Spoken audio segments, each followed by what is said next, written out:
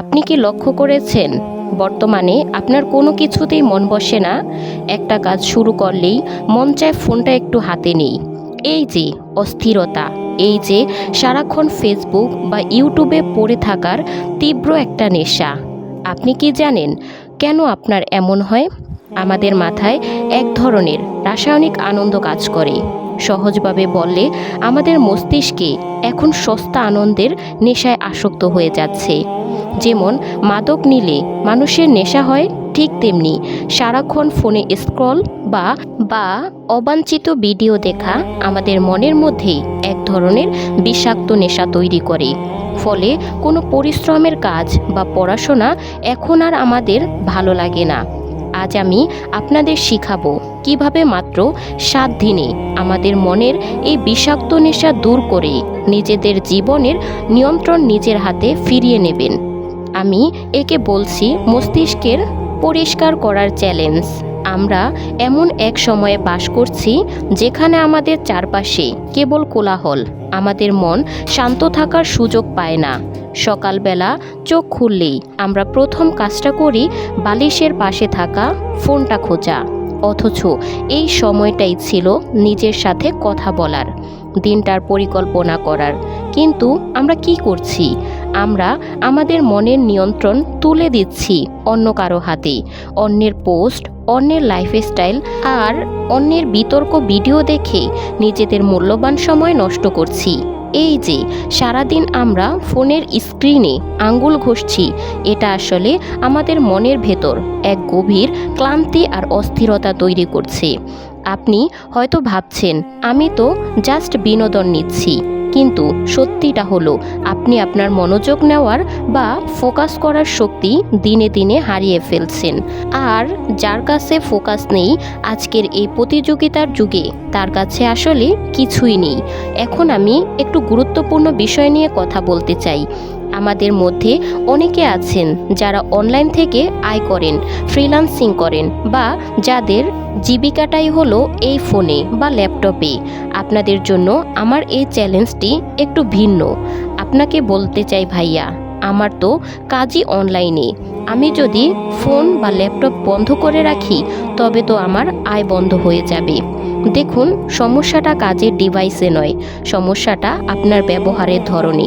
আপনি ল্যাপটপ খুলেছেন ক্লায়েন্টের কাজ করতে, কিন্তু 5 মিনিট পর আপনি অজান্তেই ইউটিউবের কোনো ট্রেন্ডিং ভিডিও বা ফেসবুকের নোটিফিকেশনে ঢুকে পড়েছেন। এটাই হলো আসক্তি। আপনার জন্য পরামর্শ হলো কাজের সময় এবং অকাজের সময়ের মধ্যে একটা দেয়াল তৈরি করা। আপনার ল্যাপটপে কেবল কাজের ট্যাবগুলো খোলা থাকবে।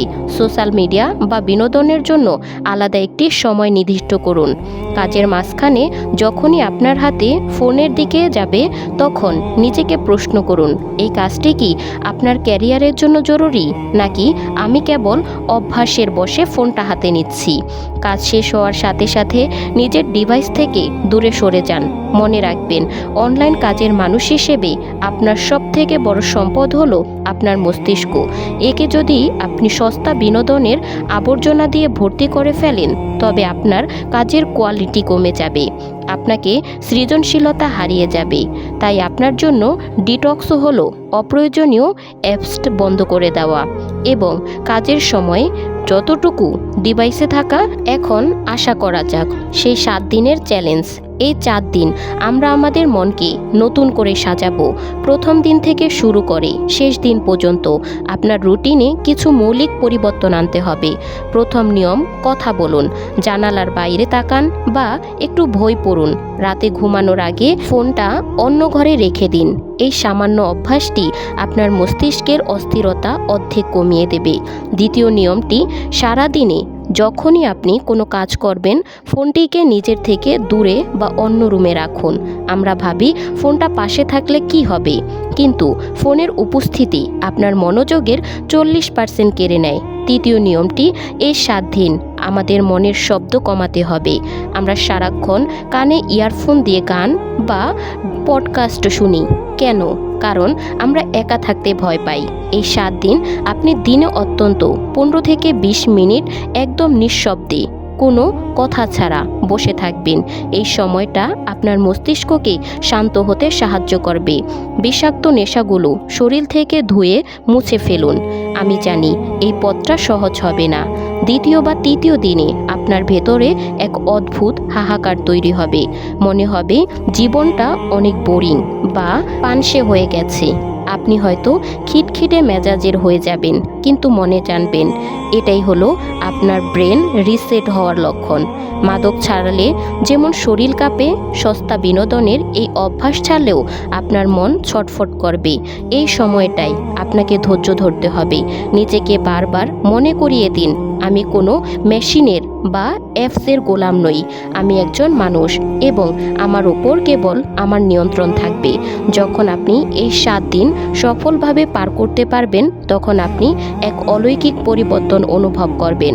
আপনি লক্ষ্য করবেন আপনি খুব কঠিন বিষয় খুব সহজে বুঝতে পারছেন। আপনার কাজে আসার চেয়ে অনেক বেশি গতি এসেছে এবং সবচেয়ে বড় কথা হলো আপনার ভেতরের সেই অস্থিরতা কমে গিয়ে এক গভীর প্রশান্তি বাসা বেঁধেছে। জীবনটা একটা বিশাল ক্যানভাস। আপনি এখানে কি আঁকবেন সেটা সম্পূর্ণ আপনার ব্যাপার। আপনি কি সস্তা বিনোদনের আবর্জনা দিয়ে এই ক্যানভাস ভর্তি করবেন, নাকি কঠোর পরিশ্রম করে মনোযোগ দিয়ে এক অসাধারণ ছবি আঁকবেন?